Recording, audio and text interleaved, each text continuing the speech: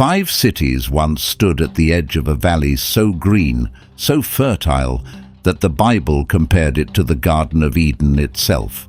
Sodom, Gomorrah, Admah, Zeboim, and Zoar. 5 cities filled with thousands of people, bustling markets, wealthy merchants, and armies strong enough to fight wars against neighboring kingdoms. And then, in a single night, 4 of them were wiped off the face of the earth. Fire fell from the sky, the ground itself opened up, and an entire civilization vanished so completely that for thousands of years, people weren't even sure if these cities were real. But here's what most people get wrong about this story. It wasn't just about sin. It wasn't just about punishment. And it definitely wasn't about the one thing your Sunday school teacher told you it was about. The destruction of these 5 cities reveals something about the ancient world that most Bible teachers will never tell you, because the archaeological evidence doesn't match the simple version of the story we grew up hearing. And frankly, the version that is in the Bible is far more disturbing than the one most churches preach. So what actually happened to these cities? Why were they singled out when the ancient world was full of places doing far worse? And what did archaeologists find when they finally started digging? To understand that, we need to go back about 4,000 years to a valley that no longer exists. Before we talk about fire from the sky, you need to understand what was actually here. Because the landscape you see today at the southern end of the Dead Sea, the salt, the emptiness, the lifeless terrain, that's not what it looked like 4,000 years ago, not even close. Genesis chapter 13 describes this valley in a way that sounds almost too good to be true. It says the plain of the Jordan was well watered everywhere, like the garden of the Lord, like the land of Egypt. That's not a throwaway line. In the ancient world, comparing anything to Egypt meant one thing. This place had water, crops, and wealth beyond measure. Egypt was the superpower, the benchmark, and this valley was being put in the same category. And that makes sense when you look at the geography. The southern Jordan Valley sat at the mouth of several freshwater streams flowing down from the hills of Moab. The soil was rich, the climate was warm year-round, rainfall was dependable, the growing seasons stretched far longer than anywhere else in the region. This wasn't some dusty outpost at the edge of civilization. This was prime real estate in the ancient Near East, the kind of land people fought wars over. And that's exactly why 5 separate cities grew up here. Not villages, not farming settlements, cities, with walls, with governments, with kings. Genesis 14 names all 5 of them and their kings, and then describes something that changes how you read the entire story. A full-scale war. These 5 cities fought against an alliance of 4 invading kingdoms from Mesopotamia. Think about that for a second. These weren't tiny communities scratching out a living in the desert. These were fortified city-states with organized armies, capable of going to war against foreign powers. The Bible treats them as a regional coalition, a mini-empire sitting at the crossroads of major trade routes, connecting Egypt to the south and Mesopotamia to the north. But here's the part that sets up everything that comes later, and almost nobody talks about it. Around 2000 BCE, the ancient Near East was a web of trade routes connecting massive civilizations. Egypt to the southwest, Mesopotamia to the east, the Hittites to the north. And right in the middle of all of it sat the land of Canaan, a narrow strip of territory that every empire had to cross to reach the others. The Jordan Valley was a highway, and the cities of the plain controlled a critical stretch of that highway. The wealth that flowed through here was staggering. The valley sat near the asphalt pits of the Dead Sea, and in the ancient world, asphalt was incredibly valuable. It was used for waterproofing boats, sealing buildings, cementing bricks, and even in mummification in Egypt. The kings of Sodom and Gomorrah were sitting on a natural resource that neighboring empires desperately wanted. They controlled trade routes, they taxed caravans, and the money poured in. But wealth like that attracts attention, and attention, in the ancient world, meant armies. In Genesis 14, when those 4 Mesopotamian kings invaded, they didn't attack randomly. They came specifically to punish the 5 cities because the cities had stopped paying tribute. For 12 years, the cities of the plain had been vassal states, paying taxes to a distant empire led by a king named Chedorlaomer. In year 13, they rebelled. They decided they were rich enough and strong enough to go it alone. In year 14, the empire struck back. The 5 cities lost that war badly. The kings of Sodom and Gomorrah fell into the asphalt pits while retreating. Their soldiers scattered into the hills. The invaders looted everything, stripped the cities bare, and took prisoners back east, including Abraham's nephew Lot and his entire household. And that's how Abraham enters the story. He gathered 318 trained men from his own household, chased down the invading army all the way to Dan in the far north, defeated them in a daring night raid, and rescued Lot along with all the prisoners and goods. Abraham, a nomadic herdsman with a few hundred servants, just defeated the same professional army that crushed 5 fortified city-states. The contrast is deliberate, and it tells you something the text wants you to notice. These cities looked powerful, but they were hollow.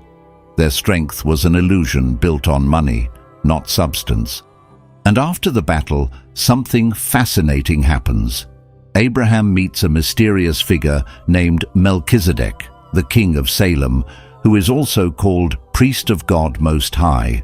Melchizedek brings out bread and wine and blesses Abraham, and Abraham gives him 1/10 of everything he recovered. Why does this matter? Because the king of Sodom is standing right there. He's just been rescued. And he says to Abraham, "Give me the people and take the goods for yourself." That's it. No gratitude, no acknowledgement of God, no blessing, just a transactional demand. Give me my citizens, keep the loot. Abraham refuses. He tells the king of Sodom, "I have lifted my hand to the Lord, God Most High, and I will not take a thread or a sandal strap or anything that is yours, lest you should say, 'I have made Abraham rich.'" In one scene, you have 2 kings side by side. Melchizedek, who blesses and gives freely, and the king of Sodom, who demands and takes. Abraham aligns himself with Melchizedek and rejects everything Sodom represents. The text is drawing a line, and it's a line that will become fire a few chapters later. These cities were rich, proud, and vulnerable. They had the confidence of strength without the ability to back it up. And that combination is going to matter a lot when we get to what happened next. Because the destruction of these cities wasn't sudden. It was the end of a long, slow collapse that had been building for years, and the seeds of that collapse were planted in the very wealth that made them powerful. But before we get into the real sins of Sodom, I need to tell you something that might make you uncomfortable, because Ezekiel 16:49 is probably the most ignored verse in the entire Bible. And once you read it, you'll understand why. If you grew up in any kind of religious community, you probably think you know what Sodom was about.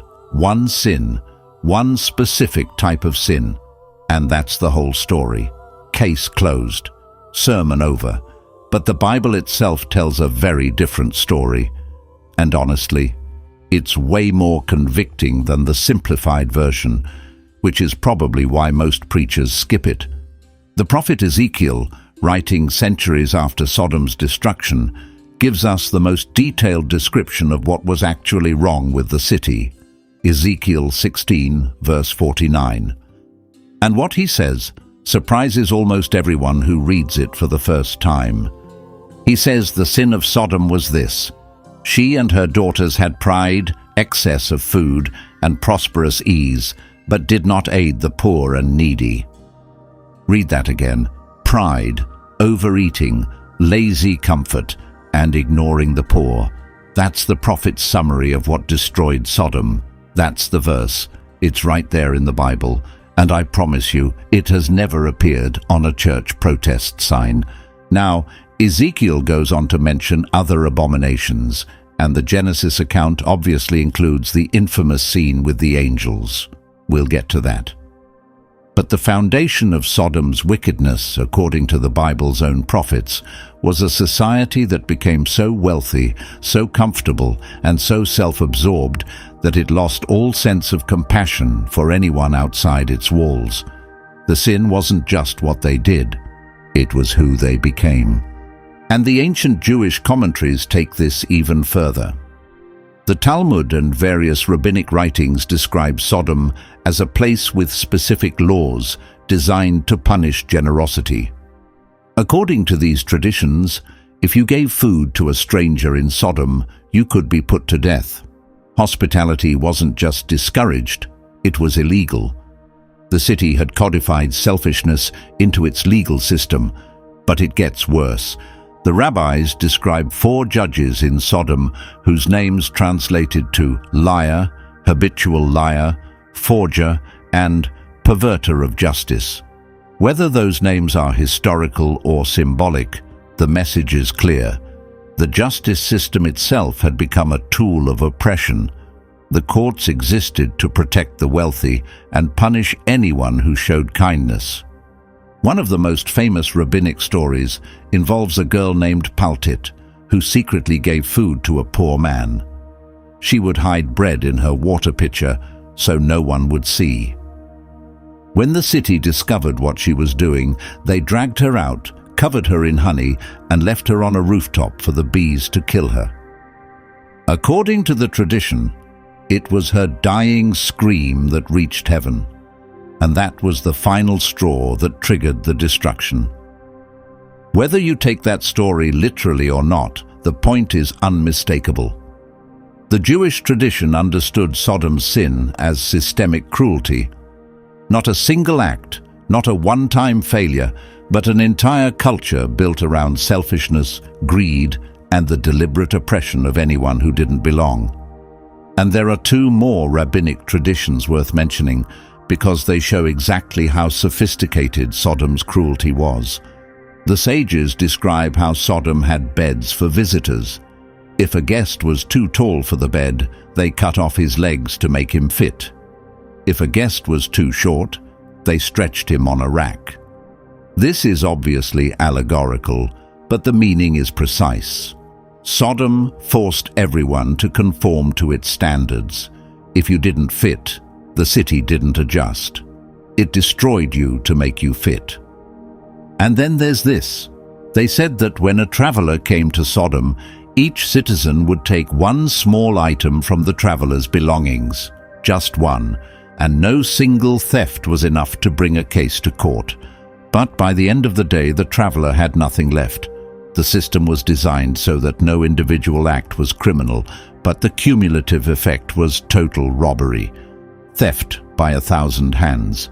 If that doesn't sound familiar, you haven't been paying attention to how systems of oppression actually work. The genius of Sodom wasn't brute force, it was making cruelty look legal. Now this is where the Genesis account picks up, and this is the part everyone knows, but almost nobody understands correctly. Chapter 19. 2 angels arrive at Sodom disguised as ordinary travelers. Lot, Abraham's nephew, who has been living in the city for years at this point, sees them at the city gate and immediately invites them into his home. He doesn't just offer, he insists. He practically begs them not to stay in the town square overnight. He prepares a feast.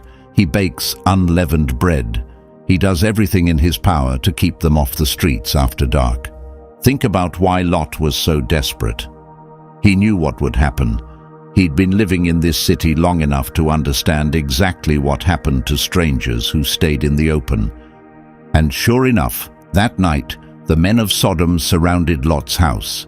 The text says, all the people from every quarter came, not a fringe group, not a gang of criminals. The entire male population of the city showed up and demanded that Lot hand over his guests so they could know them. Now, the vast majority of ancient and modern interpreters agree that this was a threat of sexual violence.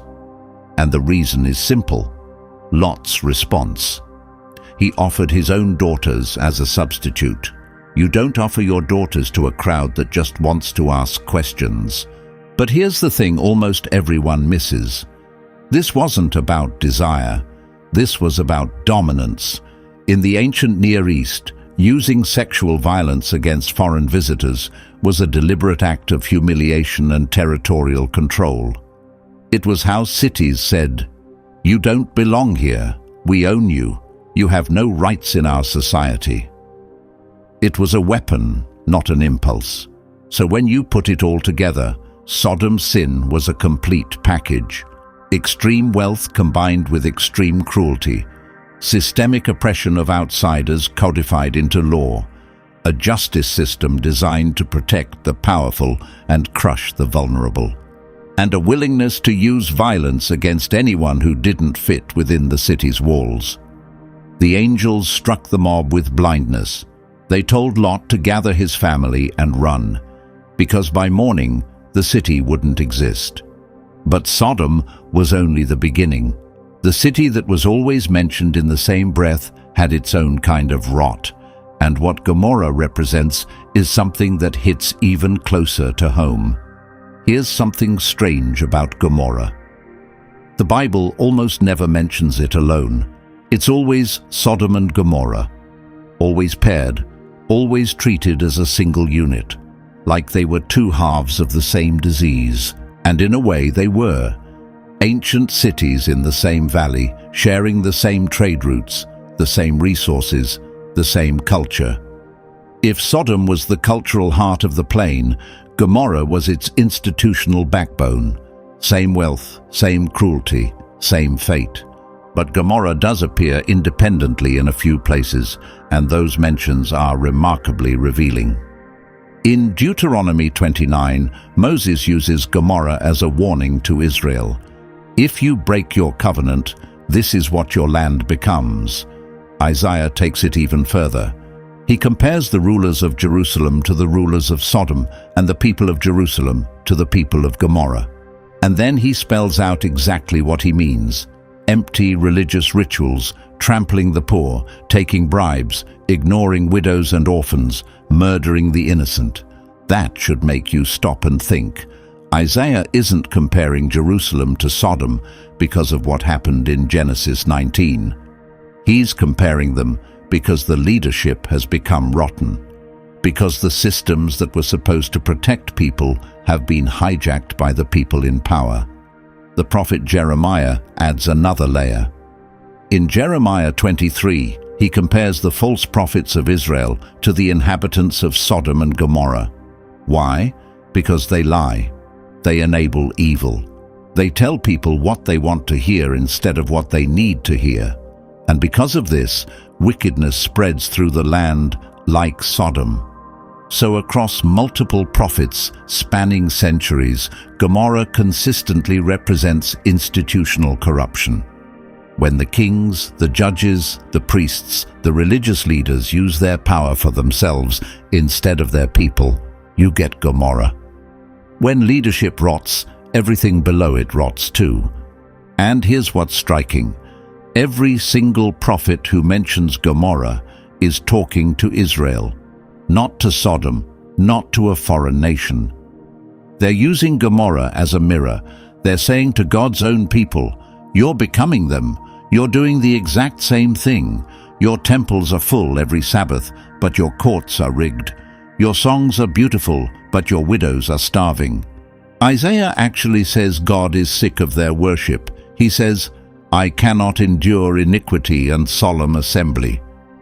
God would rather they skip the religious performance entirely and just take care of the orphans and the widows. That's the Gomorrah comparison, not paganism, not atheism. Religious people doing religious things while their institutions devour the vulnerable. If that doesn't land uncomfortably close to home for some modern institutions, I don't know what does. And here's the pattern. Sodom was cultural cruelty, an entire population turned against outsiders. Gomorrah was leadership rot, the people at the top poisoning everything below them. Two cities, two sides of the same coin, both destroyed together because you can't separate one from the other. When leaders are corrupt, the people follow. When the people are cruel, they elevate leaders who match that cruelty. It's a cycle that feeds itself until there's nothing left to save. Rome didn't fall because of one bad emperor. It fell because the corruption of the Senate, the cruelty of the games, the exploitation of the provinces, and the indifference of the citizens all fed into each other for centuries. The cities of the plain aren't just ancient history, they're a template that has repeated itself in every century since. And here's the part that should unsettle anyone watching this. The prophets never use Sodom and Gomorrah to condemn foreign nations. They use them to condemn their own people. Isaiah isn't warning Babylon, he's warning Jerusalem. Jeremiah isn't scolding Egypt, he's scolding Israel's own prophets. Ezekiel isn't comparing outsiders to Sodom, he's comparing God's chosen city to Sodom, and finding Jerusalem worse. The entire prophetic use of this story is a mirror, not a window. It's not about pointing at other people's sins, it's about recognizing your own. But here's what makes this story different from any other cautionary tale in the Bible. Sodom and Gomorrah weren't alone on that plain. There were 3 other cities, and the stories of what happened to them are, in some ways, even more devastating. Because almost nobody ever talks about them, and the reason nobody talks about them might be the most disturbing part of all. Admah. If your pastor has ever mentioned this city by name, you're in a very small minority. It's one of those cities that gets swept into, and the other cities of the plain, and then forgotten completely. But there's one passage in the Old Testament that puts Admah at the center of one of the most emotionally shattering moments in the entire Bible. And once you read it, you can never hear this story the same way again. It's in Hosea, chapter 11, and it's written from God's own perspective. The prophet Hosea is describing God's relationship with Israel. The whole chapter reads like a parent talking about a child who has broken their heart. And then God, speaking through the prophet, says something that stops you cold. How can I give you up, O Ephraim? How can I hand you over, O Israel? How can I make you like Admah? How can I treat you like Zeboim? My heart recoils within me. My compassion grows warm and tender. I need you to sit with that for a moment.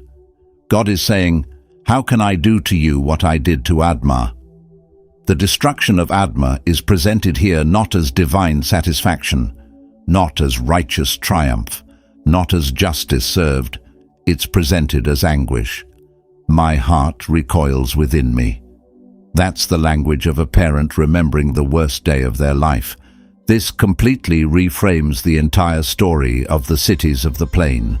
The destruction wasn't a moment of cold judgment. According to the Bible's own prophets, it was a moment of divine grief. God destroyed Admah, and the memory of it haunts the text centuries later. And the full context makes it even more devastating. The entire chapter is written as a parent raising a child. God says, "When Israel was a child, I loved him. I called my son out of Egypt. I taught Ephraim to walk. I took them up in my arms. I healed them. I led them with cords of kindness, with bands of love. I was to them like one who lifts an infant to their cheek. I bent down to feed them." And then this parent, after doing everything, watches the child walk away, watches the child choose destruction. And the parent screams, "How can I let you become like Admah?" Whatever happened to Admah was so terrible, so final, that it became the standard for irreversible loss. When God wanted to express the worst possible outcome, the word chosen was Admah. So why does Admah haunt the text when Sodom gets all the attention? Some scholars suggest it's because Admah was the most ordinary of the 5 cities. Sodom had its notorious cruelty. Gomorrah had its corrupt leadership. But Admah might have been the city that was simply complicit, the city that went along, that didn't originate the evil but didn't push back against it either, that profited from the trade routes, enjoyed the same protection, benefited from the system without ever being the worst offender. And if that's the case, Admah's story is actually the most terrifying of all, because it says you don't have to be the most wicked city on the plain to share its fate. You just have to be close enough to benefit and silent enough to let it continue. Silence is not neutrality. Silence is a choice, and the plain burned anyway. And I think this is why Hosea chose Admah as his reference point instead of Sodom, because Sodom is easy to condemn. Sodom is the obvious villain. Nobody identifies with Sodom.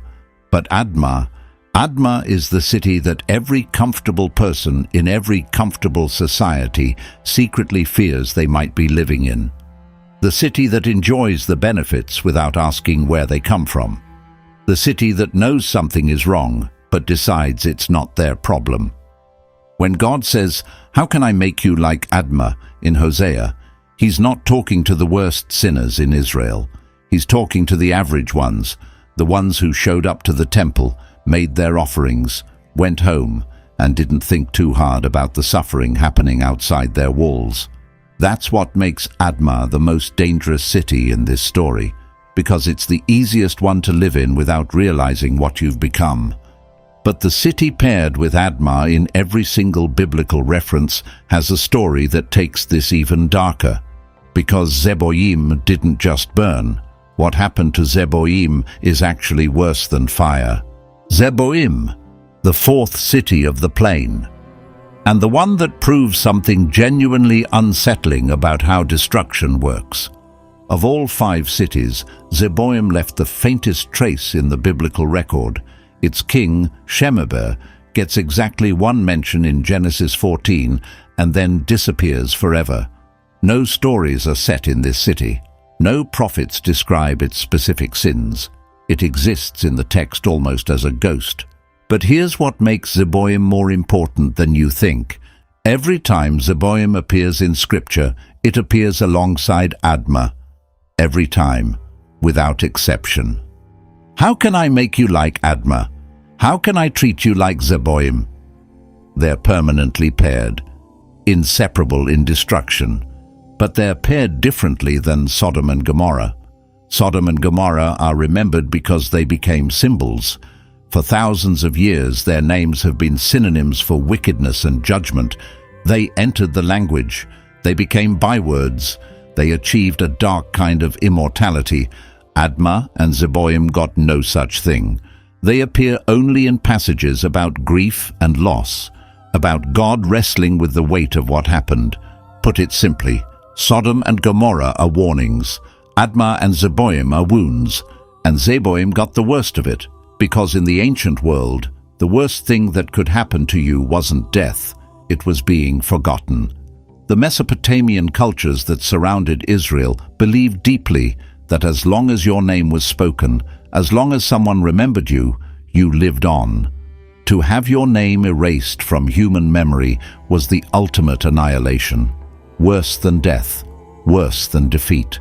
A total, permanent end. Sodom is remembered as a villain.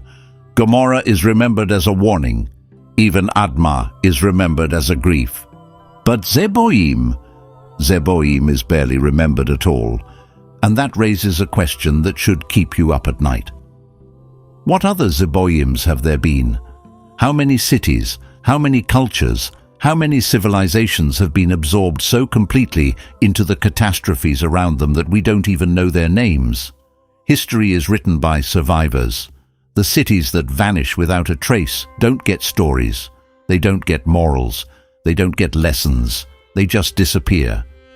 Zeboim stands in the text as a reminder that erasure is a real outcome, not just destruction, not just punishment. Complete, total, irreversible forgetting. and the Bible preserves its name, barely, almost grudgingly, as if to say, this is what happens at the far end of complicity. You don't just get destroyed, you get deleted. The name Zeboim shows up one more time in the Bible, in 1 Samuel 13:18, as the Valley of Zeboim near the territory of Benjamin. Whether this is the same place, a memorial, or just a common Hebrew word meaning hyenas, scholars disagree. But there's something poetic about the possibility that the only surviving trace of an obliterated city is a valley named after scavengers. So now we've covered 4 cities: Sodom with its cultural cruelty, Gomorrah with its institutional rot, Admah with its devastating silence, Zeboim with its total erasure.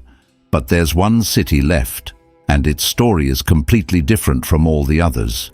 Because the 5th city didn't burn, it survived. And the reason it survived involves one of the most heartbreaking scenes in the entire Bible, and a single line from an angel that changes everything you thought you knew about divine judgment. Zor, the 5th city, the one nobody talks about, and the one that changes the entire moral of this story. Because Zoar survived, while fire consumed the other 4 cities, while the entire valley was turned into a wasteland of salt and ash, Zoar was spared. And the reason comes down to one man's desperate, panicked negotiation in the middle of an apocalypse. Genesis 19. The angels have told Lot to take his family and run. They've given him until sunrise. Flee to the mountains, they say. Get as far away from this valley as possible.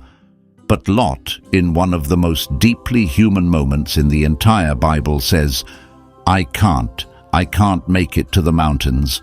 I'll die on the way. But look, there's this little city nearby. It's tiny, it's nothing. Can I just go there instead, please? It's just a small place. And the angel says yes. Very well, I will grant you this favor also.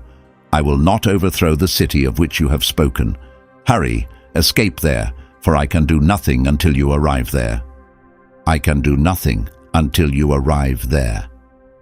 The destruction of the entire valley, 4 cities, thousands of people, the total annihilation of a civilization, was on hold, waiting, until one terrified man reached safety. The angel of God, wielding enough power to obliterate 4 cities in a single morning, explicitly said, I cannot act until you are safe. And because of Lot's presence, Zoar was spared. Not because Zoar was righteous, not because its people were better, but because one single person that God was protecting happened to need it. The city was originally called Bela, but after Lot arrived it was renamed Zoar, which means small or insignificant. The city's permanent name comes from one exhausted man's desperate excuse for why he couldn't run any farther, and that small, insignificant place became the only surviving city on the plain. But between Lot leaving Sodom and arriving in Zoar, something happened that has haunted readers for 4,000 years. Lot's wife looked back. The Bible gives this moment exactly one sentence, no build-up, no explanation, no internal monologue. She looked back and she became a pillar of salt. That's all the text says. She doesn't even have a name. In the entire Bible, she's only ever Lot's wife, defined by her husband and by this one act. And scholars have debated for millennia what it means. Was she mourning what she was losing? Was she doubting the decision to leave? Was she still attached to the comfort, the wealth, the life she'd built in Sodom over all those years?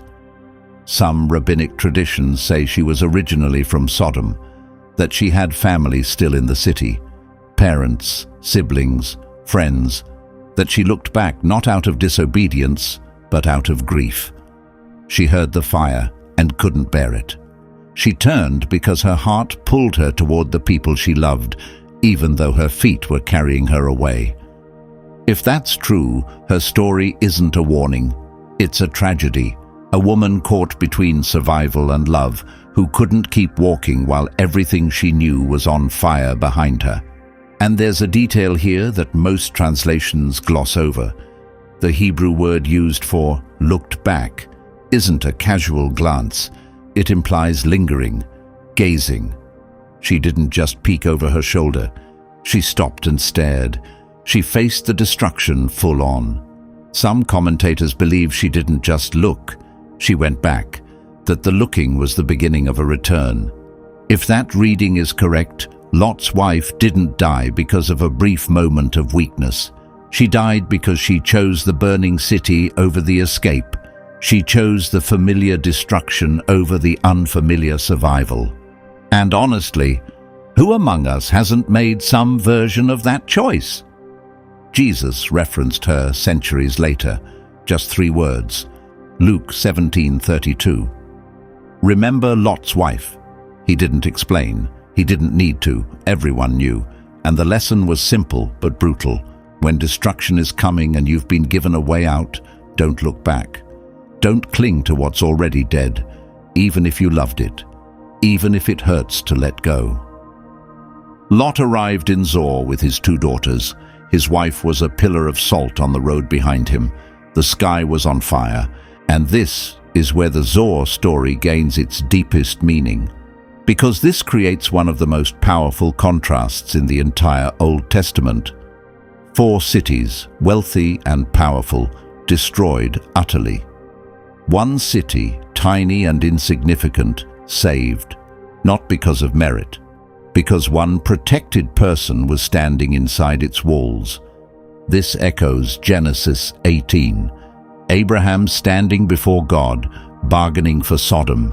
And this scene is one of the most extraordinary conversations in all of Scripture, because Abraham is arguing with God, pushing back, negotiating for the lives of people he barely knows. He asks, "Will you destroy the righteous with the wicked? What if there are 50 righteous people? Will you spare the city for 50? And God says yes.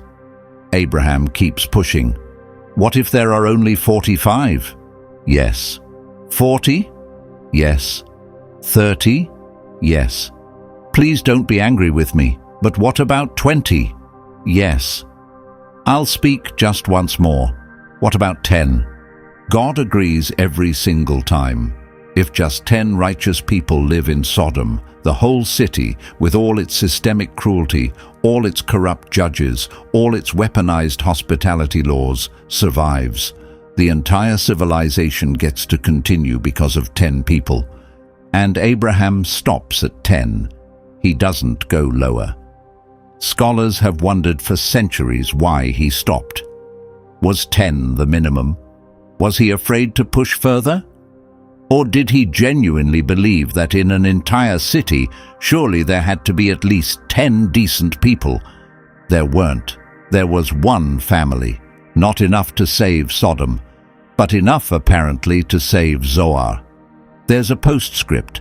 After the destruction, Lot didn't stay in Zoar. The text says he was afraid. He took his daughters into the mountains, the very place the angels originally told him to go. So the city saved by Lot's presence lost its protection when he left.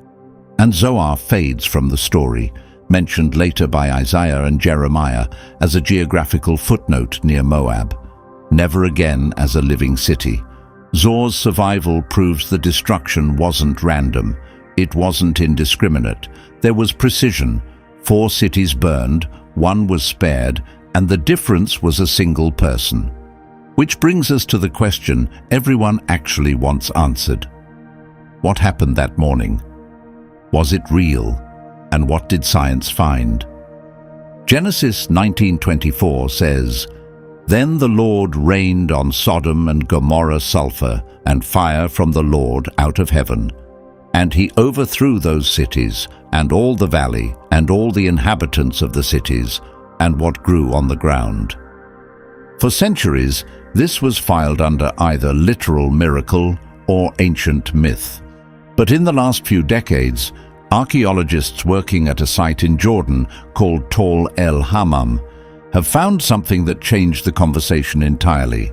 Tall El Hammam was a massive Bronze Age city in the southern Jordan Valley, exactly where the Bible places the cities of the plain.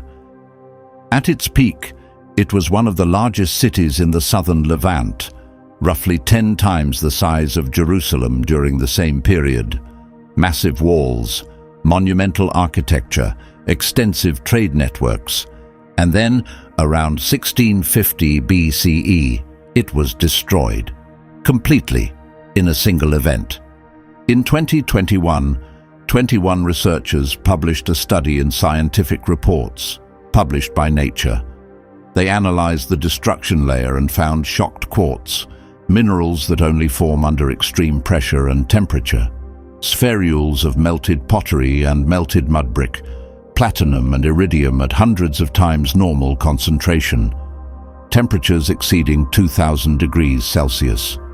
For context, a house fire reaches 1,100 degrees, a volcano reaches 1,200. Something hit this city that was hotter than a volcanic eruption. The team concluded it was a cosmic airburst, similar to the Tunguska event in 1908. A meteor or comet fragment exploded above the city, releasing energy roughly 1,000 times more powerful than the Hiroshima bomb. Picture what that means on the ground. 1 second you're a merchant in the marketplace. The next second, a flash brighter than anything in human experience.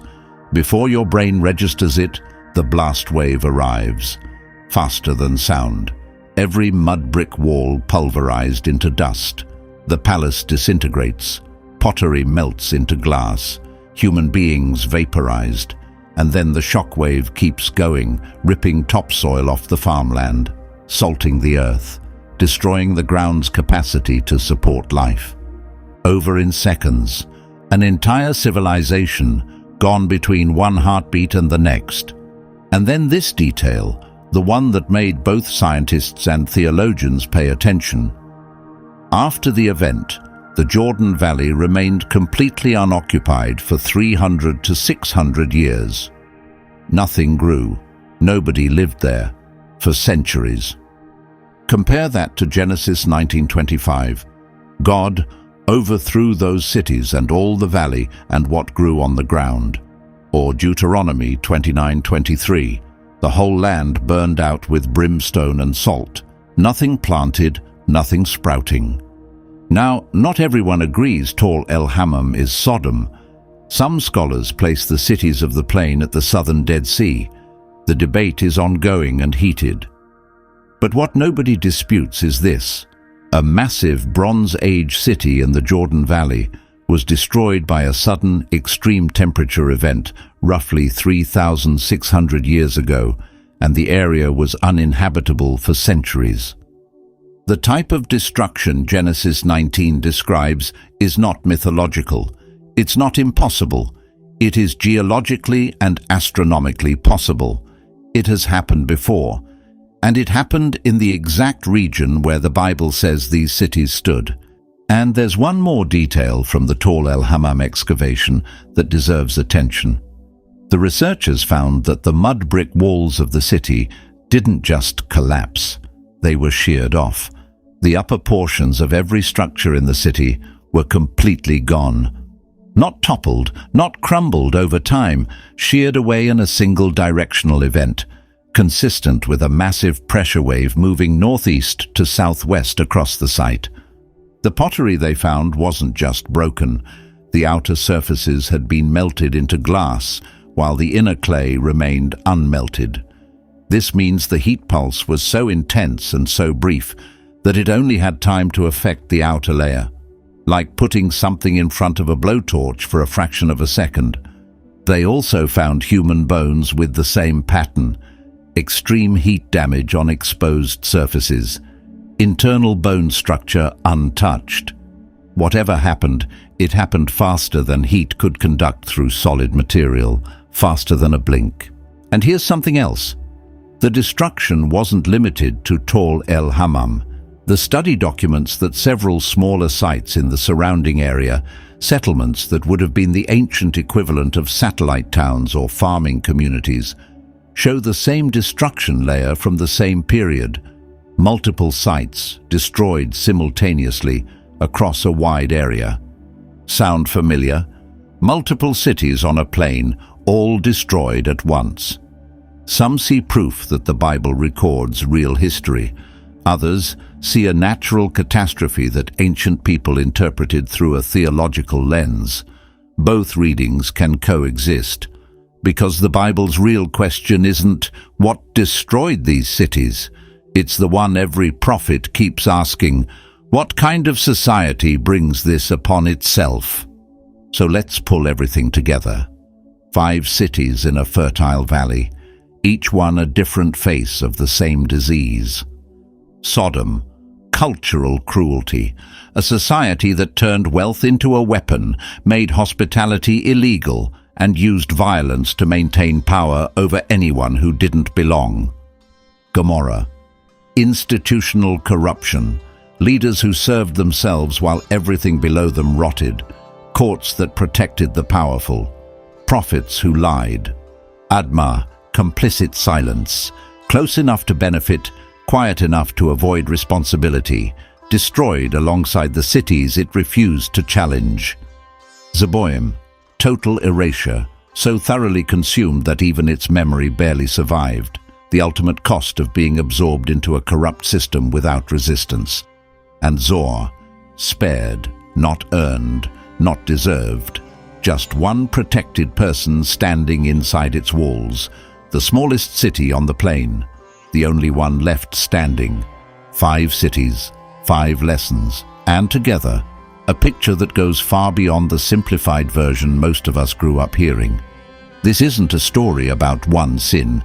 It's a story about what happens when a society, from its leaders to its laws to its ordinary citizens, decides that power, comfort, and self-preservation matter more than justice, compassion, and protecting the vulnerable. The Bible takes this so seriously that it returns to these cities through prophet after prophet, century after century, using them as the benchmark for the worst thing that can happen to a civilization. Jesus himself referenced Sodom. In Matthew, he tells his disciples that when they enter a town that refuses to welcome them, on the day of judgment it will be more bearable for Sodom and Gomorrah than for that town. Think about that. Jesus is saying that refusing hospitality, closing your doors to people who need you, is the same category of sin that destroyed the plain. Peter references them. Jude references them.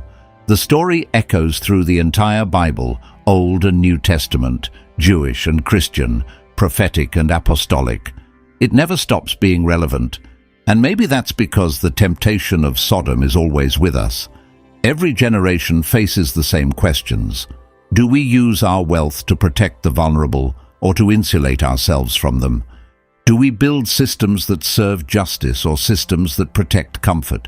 Do we welcome the stranger or treat outsiders as threats? The cities of the plain answered those questions, and the valley paid the price. But Zoar survived, and that changes everything. Because Zoar says, even in the middle of total destruction, there is room for mercy. Even when everything burns, something can be saved. Not because it deserved it, but because grace, by definition, doesn't need a reason. The Dead Sea region today is one of the lowest, hottest, most inhospitable places on earth. The valley the Bible compared to Eden is now salt and silence and shimmering heat. And yet, people still live near its shores. Crops still grow on its edges. Life persists where it has no business persisting. Maybe that's the final lesson. Destruction is real. Consequences are real. But so is the stubborn, irrational, unexplainable persistence of something surviving in places where nothing should. Just like a tiny, insignificant city called Zoar. So now you know what really happened to the 5 cities of the plain, why the Bible remembers each of them differently, and what archaeologists found buried under 3,600 years of salt and silence. And if you're like most people, Ezekiel 16:49 just became a verse you'll never forget. If this story hit differently than the version you grew up hearing, you need to see what we found about the Tower of Babel. Because the archaeological evidence for that one is even wilder. And the real reason God stopped the construction has nothing to do with what most people think. That video is on screen right now. Hit subscribe if you want more stories like this. We go deep on the Bible's most misunderstood moments every single week. No simple answers, no safe versions, just the actual text. I'll see you in the next one.